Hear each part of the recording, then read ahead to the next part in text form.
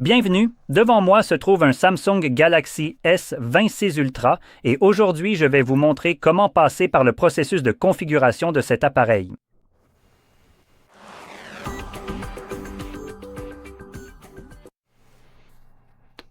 Alors,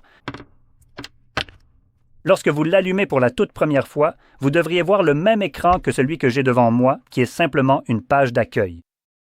Maintenant, deux choses. Et ici, nous avons évidemment la progression vers la page suivante, qui est la sélection de la langue et l'icône d'accessibilité. Cela vous permettrait évidemment d'activer certains paramètres d'accessibilité.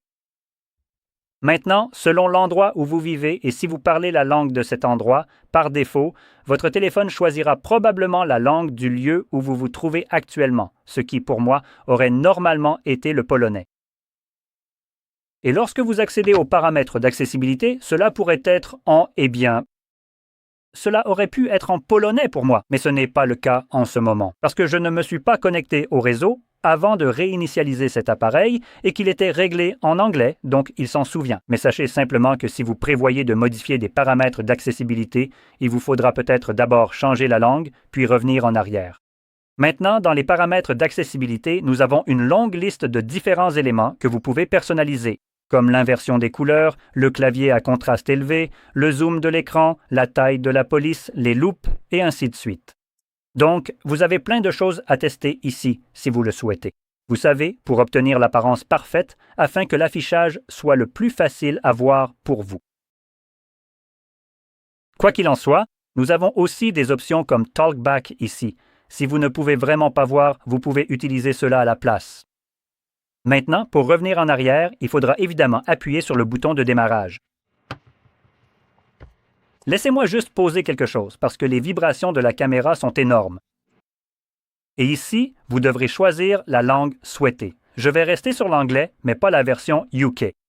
Mon Dieu, même pas filmé. En fait, c'est pas terrible non plus. Vous savez, les Philippines, ça ira. Bref, je vais passer à la page suivante. Et cela va alors nous inviter à nous connecter au réseau mobile si vous le souhaitez. Évidemment, vous cliqueriez sur « Activer » puis passeriez à la page suivante. Maintenant, cela aura de l'importance si vous configurez cet appareil pour la toute première fois. Et ce téléphone est tout neuf, donc chez Samsung, tout juste sorti de la boîte quand ils sont neufs. Et cette première configuration sur ce téléphone exigera que vous vous connectiez à un réseau Wi-Fi ou mobile. Pour ce que je peux seulement supposer, probablement l'activation de la garantie. Mais si j'ai raison, je ne pourrais pas vous le dire. Et aucun autre appareil n'exige cela, et tous les autres téléphones ont aussi une garantie. Donc si c'est pour ça, c'est stupide, et si ce n'est pas pour ça, c'est encore plus stupide. Donc sachez simplement que vous pourriez être obligé de vous connecter au réseau, même si vous ne le souhaitez pas, Dieu nous en préserve. Vous pourrez configurer l'appareil comme vous le souhaitez. Et si vous ne voulez pas vous connecter au réseau, eh bien tant pis, apparemment vous ne pourrez pas le configurer de cette façon de toute façon. Passons à la suite, nous avons Connect, ou plutôt pas Connect, nous avons pour votre révision. Donc, nous avons le contrat de licence utilisateur final, la politique de confidentialité, et c'est la seule chose que vous devez vraiment cocher, le contrat de licence utilisateur final, car l'autre est optionnel, donc ne l'acceptez pas. Et si vous n'êtes pas obligé d'utiliser l'appareil pour accepter cela, vous ne devriez pas le faire. Ensuite, nous avons la configuration facile avec un autre appareil. Alors laissez-moi simplement présenter un autre appareil. Vous recevrez automatiquement cette fenêtre contextuelle sur l'autre téléphone. En fait, il s'agit de deux choses en une. J'ai effectivement coché cette option parce que je n'étais pas sûr, et cela m'a causé des problèmes car je ne me souviens pas de mes mots de passe. Dans tous les cas, ici, vous pouvez choisir de transférer des données depuis votre autre appareil. Maintenant, ce qui va se passer, c'est que lorsque vous choisissez de faire cela sur l'autre téléphone, ou obtenir cela, lorsque vous recevez la fenêtre contextuelle, il vous suffit de procéder à la configuration. Et cela transférera automatiquement tous vos comptes. Samsung et Google, peu importe combien vous en avez, vous n'avez rien à faire, vous n'avez pas besoin de vous connecter, vous n'avez rien à faire. Tout est transféré immédiatement. Donc, c'est une chose qui est faite. Une autre chose qui sera, je dirais, transférée, mais c'est un terme un peu généreux. Il s'agit en gros de tout ce qui est associé au compte cloud, principalement Google. Vos photos, vidéos que vous y stockez, les applications que vous avez téléchargées depuis le Play Store et d'autres éléments seront en principe transférés. Maintenant, sur Samsung, ce n'est pas forcément beaucoup, car par exemple, Samsung a sa propre application de numérotation. Ainsi, les contacts pourraient ne pas être synchronisés avec le cloud, mais plutôt avec le compte Samsung pour les messages. D'un autre côté, Samsung n'a pas sa propre application de messagerie, et ils utilisent de Google comme application, ou Google Message. Autant que je puisse en juger, laissez-moi vérifier rapidement. Donc j'ouvre Messages, ce sont bien les messages Google, juste pour le montrer. Donc au moins les messages seront transférés. Si vous transférez également votre compte Google, soyons honnêtes, Google vous harcèle de toute façon pour importer ces données sans aucune foutue raison. Ce n'est pas comme si, vous savez, les messages avaient tant de valeur à être importés. Mais bon, pour Google et la collecte de données, c'est important. Donc ils affichent régulièrement cette foutue fenêtre pop-up jusqu'à ce que vous finissiez par craquer et accepter. Et quand vous le faites, évidemment, elle ne s'affichera plus. Oui, Google a déjà obtenu ce qu'il voulait, c'est-à-dire voler vos informations. Et si vous refusez une fois et que ça continue de revenir jusqu'à ce que vous cédiez, c'est du vol de vos données. Je présumerai ou je classerai tout simplement cela comme tel. Donc, dans tous les cas, à part ça, en dehors des comptes, ce que ça va aussi faire après avoir transféré les comptes, c'est passer à l'application ou au processus Smart Switch. Smart Switch est en fait une application qui vous permet de transférer des données d'un ancien appareil vers celui-ci. Peu importe l'appareil, même si c'est une autre marque, il suffit de télécharger Smart Switch sur ce téléphone et à partir de là, vous devrez scanner le code QR qui s'affichera juste ici. Cela connectera les deux appareils ensemble et vous permettra de choisir quelles données seront transférées. Et cela se fera via un hotspot où vous pouvez éventuellement utiliser un câble, même si je n'ai pas vu cette option lors de la configuration. C'est une option après la configuration lorsque vous ouvrez l'application Smart Switch. C'est vraiment la meilleure façon de transférer vos données. Si vous pensez à la sauvegarde Google pour transférer vos applications, etc., ne le faites pas. Utilisez simplement Smart Switch. Cette méthode sera bien meilleure, beaucoup plus rapide et bien plus fiable en ce qui concerne les données transférées. Donc, faites-le. Quoi qu'il en soit, je vais en fait le configurer manuellement car cela ne transfère aucune donnée. De plus, je n'ai pas mentionné sur la page précédente qu'en plus de l'importation des données, une autre chose qui est également transférée est votre verrouillage d'écran. Si vous avez un verrouillage d'écran sur votre ancien téléphone, il sera automatiquement appliqué ici. Avant que quoi que ce soit ne soit transféré, vous devez simplement confirmer votre verrouillage d'écran. Et lorsque vous le faites, il est configuré en même temps que tout le reste est transféré. Voici maintenant la page de connexion Wi-Fi. Et comme je l'ai dit, si votre appareil est tout neuf, ce n'est pas négociable. Vous aurez un bouton « Ignorer » qui ne fera rien. Mais pour moi, il fait en fait quelque chose, c'est-à-dire me mentir. Parce qu'il me dit que j'ai besoin du Wi-Fi pour utiliser les fonctionnalités de protection de l'appareil, ce qui est faux, donc c'est tout simplement un mensonge. Une autre chose qu'il me dit, c'est que j'ai besoin du Wi-Fi pour me connecter à Internet. Waouh, l'eau ça mouille! Sans réseau, je n'ai pas de réseau. Bref, voilà une information capitale, je vais donc passer mon tour. Normalement, au lieu de cette fenêtre pop-up absurde, vous auriez vu des messages comme « Votre date et heure ne seront pas réglées automatiquement. Vous ne pourrez pas restaurer les applications et les données. Et vous ne pourrez pas vous connecter à votre compte Google. » Mais au lieu de cela, Samsung a choisi de vous mentir. Génial. Et voici notre date et heure. Ce paramètre n'est pas automatique, mais il est en fait mal configuré. Je vais de toute façon ignorer ça et passer à autre chose. Et voilà ce que nous sommes censés ne pas pouvoir mettre en place sans réseau. Protection de l'appareil. Eh bien, peut-être pouvons-nous mettre en place ce type de protection. Voyons. Je vais aborder le motif. Dessiner le motif. Confirmez-le. Eh bien, non. Il semblerait que ce soit le cas. C'est-à-dire le mettre en place. Ce qui signifie qu'il m'a menti. Merci Samsung. Je sais que je peux toujours compter sur certains emplois qui tentent de s'intégrer à mon... Ils m'ont surfacturé pour leur appareil de piètre qualité et m'ont en plus menti. Génial. Bref, voici les services Google. C'est encore un mensonge, au fait. Nous avons donc la géolocalisation, la numérisation, l'envoi des données utilisateurs et de diagnostic et l'installation des mises à jour et des applications. Maintenant, j'ai beaucoup de choses à dire à ce sujet, donc si ça ne vous intéresse pas, n'hésitez pas à passer à la suite. Mais si vous tenez à savoir comment vous vous faites avoir, passons-les en revue. Utilisez la localisation. On peut désactiver ça, ce qui désactivera automatiquement aussi la numérisation. Mais c'est parti, cool! À quoi ça sert? Cela permet aux applications et services ayant l'autorisation de localisation d'utiliser la position de votre appareil. La précision de la localisation utilise des informations sur les signaux sans fil, comme le Wi-Fi, les points d'accès Wi-Fi, les tours de réseau cellulaire et le GPS. Bon, donc cette option ne désactive pas réellement la localisation, contrairement à ce que son nom pourrait laisser penser. Ce qu'elle fait, c'est simplement empêcher les applications d'accéder à ces informations et services. Ce qui n'est pas un service ou une application, c'est votre foutu téléphone. Ensuite, il y a l'autorisation de numérisation. Autoriser les applications et services à rechercher des réseaux Wi-Fi et des appareils à proximité à tout moment,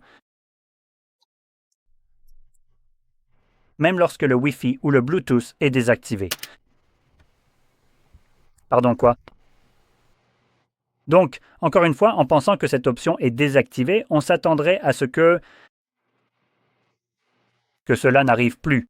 Cependant, si l'on prend le temps de lire de manière beaucoup plus attentive et rigoureuse, on s'aperçoit que cela signifie tout simplement que les applications n'ont absolument pas la possibilité technique de scanner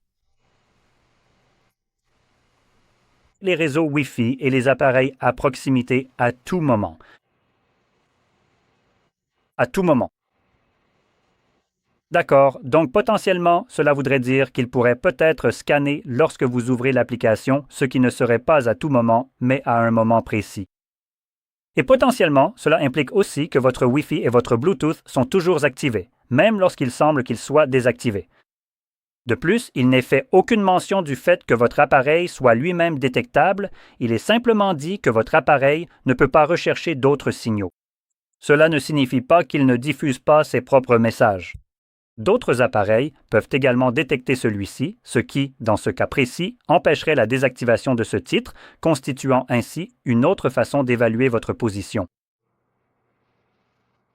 D'accord, c'est super. Bref, passons à autre chose.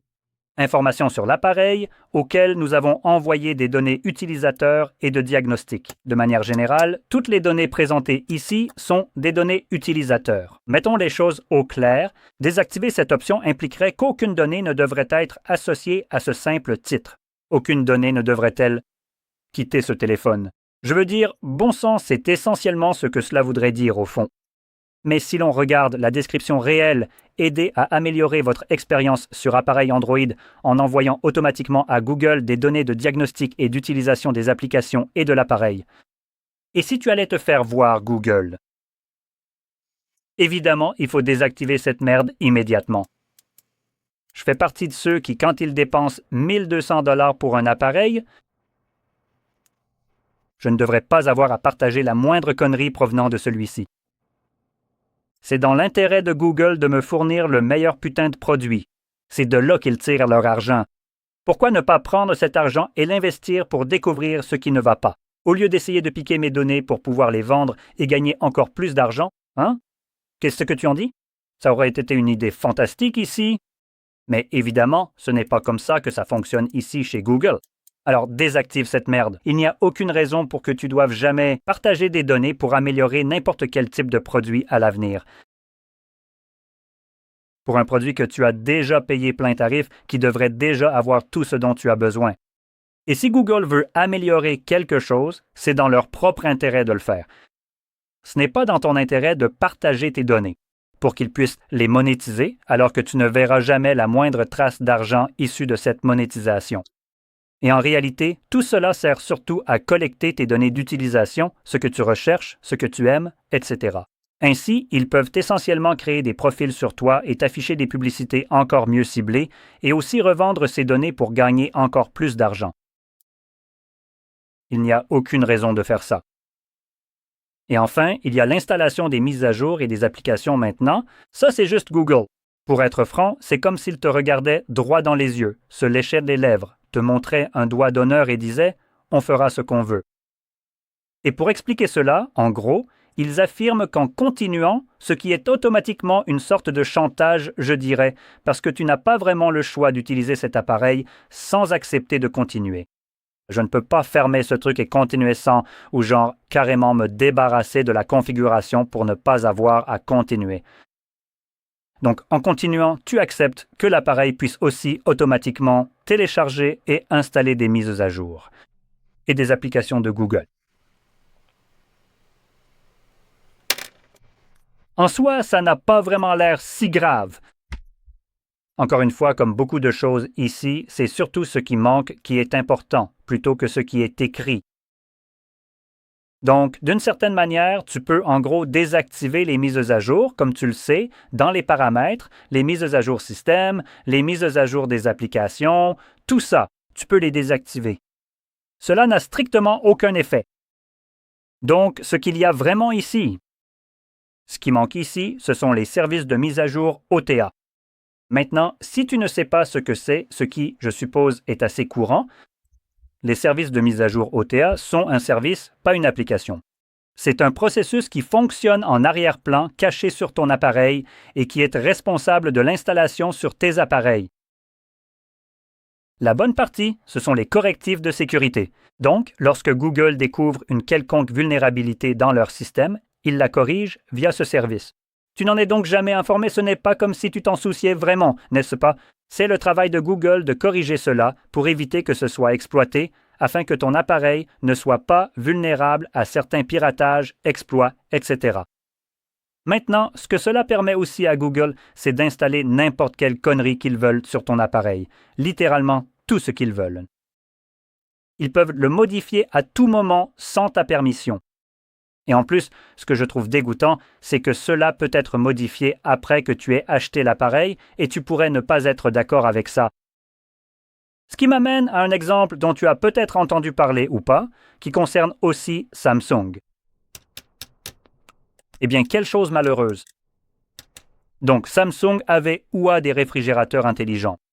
C'est le super frigo intelligent qui va t'envoyer une notification push pour te dire que tu as oublié de fermer la porte du frigo au lieu de, la fermer lui-même. Le même frigo qui a aussi un écran dessus pour que tu puisses mettre de jolies petites photos de tes chats et laisser des notes à ton ou ta conjoint pour faire les courses ou la vaisselle ou quoi que ce soit d'autre, n'est-ce pas? Et ce même frigo avec cet écran. Je ne sais pas si ça tourne sous Android ou pas, mais ça n'a pas vraiment d'importance. Ce même frigo a reçu une mise à jour de Samsung, une mise à jour forcée via ses services de mise à jour OTA, qui donne maintenant en gros des publicités aux gens sur leur frigo. On reçoit désormais des pubs sur son frigo connecté à 3000 $. Donc évidemment, les personnes qui ont acheté ce frigo au début l'ont acheté et ce frigo n'avait pas de pub. Ce n'était pas quelque chose qui devait arriver, mais Samsung a décidé qu'il restait de l'argent à gagner. Il est temps de mettre à jour les frigos des gens sans leur permission pour qu'ils reçoivent des pubs. Et selon la loi américaine, c'est plutôt nul. Donc si vous essayez de modifier le système pour empêcher que cela arrive, c'est en fait illégal. Bon, ce n'est probablement pas comme si vous alliez finir en prison, mais bon, s'ils vous attrapent ou essaient de vous poursuivre. Après cela, vous seriez en tort de tenter de prendre le contrôle de votre propre appareil. Et c'est un peu la même chose ici. Voilà donc un problème avec Samsung et maintenant Google est un autre coupable. En 2025, ils ont annoncé leur intention de supprimer la possibilité d'installer des applications tierces. Ou, soyons honnêtes, parler de tiers est un peu stupide. C'est en fait un ordinateur ici, donc il s'agit d'applications provenant de l'extérieur du Google Store ou du Samsung Store, n'est-ce pas? Si ça ne vient pas de Google. Google ne veut pas que vous installiez ces applications parce qu'ils perdent de l'argent comme si ça leur importait peu. Et leur première réaction face à l'indignation des gens a été « Wow, vous vous trompez. Wow, vous ne comprenez pas ce que nous essayons de faire. » Ce que nous essayons de faire, ce n'est pas d'empêcher les gens d'installer des applications en dehors du Play Store. Ce que nous essayons de faire, c'est d'empêcher les gens d'installer des applications depuis le Play Store. Maintenant, leur excuse pour faire cela est d'apporter une meilleure sécurité parce qu'il y a beaucoup d'applications malveillantes. Au lieu de s'attaquer à celles qui sont dans leur Play Store, ils s'en prennent d'abord à celles qui leur font perdre des revenus, évidemment. Parce que vous savez, il existe des applications comme Revanced, qui est en gros YouTube sans pub et gratuitement. Je vous recommande vivement d'y jeter un œil tant que c'est encore possible. Et avec cela en tête, ils sont revenus sur ce genre de conneries parce que, évidemment, le tollé a été immense. C'est littéralement le but d'Android de pouvoir installer des applications.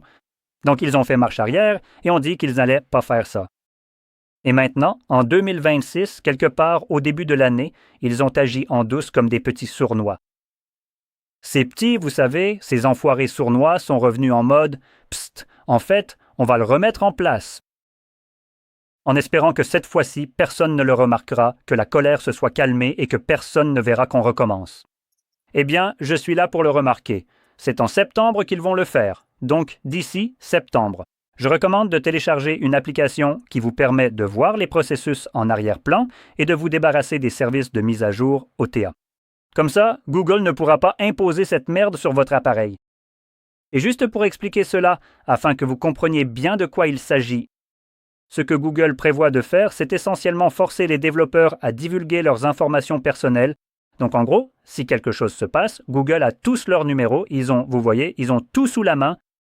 Et s'ils enfreignent une quelconque loi que Google n'apprécie pas, ce qui, d'une certaine manière, les oblige à accepter n'importe quelle condition d'utilisation de Google. Donc tout ce qu'ils feraient, qui serait jugé par Google comme allant à l'encontre de leurs convictions. Ils peuvent tout simplement traîner n'importe qui en justice et ils savent exactement qui c'est. C'est déjà un premier signal d'alarme en soi. Le deuxième, c'est que cette personne doit payer une rançon pour que Google valide leur application. Et une fois que c'est fait, vous, en tant qu'utilisateur, pouvez télécharger cette application depuis n'importe où, que ce soit GitHub, Fub ou autre. Et voilà, vous pouvez l'installer. Si cette personne choisit d'essayer de rester anonyme et de ne pas payer la rançon, eh bien, vous n'installerez pas cette application. Quel système formidable, vraiment. Et je pensais qu'Android était là pour être ouvert et pour que je puisse faire ce que je veux dessus, plutôt qu'Apple. Mais apparemment, c'est maintenant la version encore pire d'Apple, où ça le deviendra en septembre. À ce stade-là, autant aller chez Apple. Parce que si tu dois avoir un système inférieur qui vend tes données et te limite dans ce que tu peux en faire, autant choisir celui qui protège vraiment tes données au lieu de les vendre. Bref, passons à la suite maintenant. Ici, nous avons Samsung maintenant. Cela deviendra en partie redondant à cause de Google, mais la première option, auto-bloquer, reste pour l'instant pertinente. Donc, en gros, c'est un ajout supplémentaire que Google avait affirmé vouloir mettre en place à un moment donné. Ils sont revenus sur leur décision et ont dit qu'ils allaient simplement rendre l'installation plus pénible, mais qu'ils n'allaient pas l'empêcher. Ils auraient fait quelque chose que Samsung fait déjà, à savoir l'auto-bloquer. Et ce que ça fait, c'est bloquer les applications provenant de sources non vérifiées, c'est-à-dire tout ce qui ne vient pas du Play Store ou du Samsung Store. Ça bloque aussi les commandes envoyées par câble USB. En fait, c'est partiellement utile. Certaines personnes laissent parfois traîner des câbles, n'importe quel type de câble de chargement, comme celui-ci par exemple, et vous allez simplement l'utiliser pour charger votre téléphone. Vous pensez que c'est un câble normal, mais en réalité, c'est à l'intérieur de la prise que ça se passe. Juste ici, il pourrait y avoir une petite puce qui installerait un malware sur votre appareil lorsque vous le branchez. Et ce malware pourrait faire toutes sortes de choses malveillantes, selon le type de malware. Donc, dans ce cas, cela aurait été bloqué. Ensuite, il bloque les images malveillantes dans les applications de messagerie. Personnellement, je n'ai jamais rencontré ce cas, donc je ne vois pas quel type de malware je pourrais recevoir via une image. Et il bloque les mises à jour logicielles non officielles.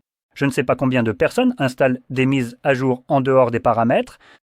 Donc, si vous le faites, c'est clairement une erreur de votre part. Et là, je dirais que c'est plutôt un problème de compétence. Mais dans tous les cas, je recommande pour l'instant de désactiver cette option. La première, celle des sources non vérifiées, est agaçante.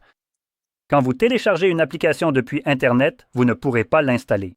Et au lieu d'avoir comme avant la fenêtre contextuelle qui vous dit d'activer les sources non vérifiées et qui vous emmène automatiquement dans les paramètres, Quand cette option est activée, cela ne le fait pas. Ça vous dit juste « Hé, l'autobloqueur est activé, débrouille-toi, tu n'installeras rien ». Donc dans ce cas, il faudra aller dans les paramètres, le désactiver, et alors vous pourrez installer l'application.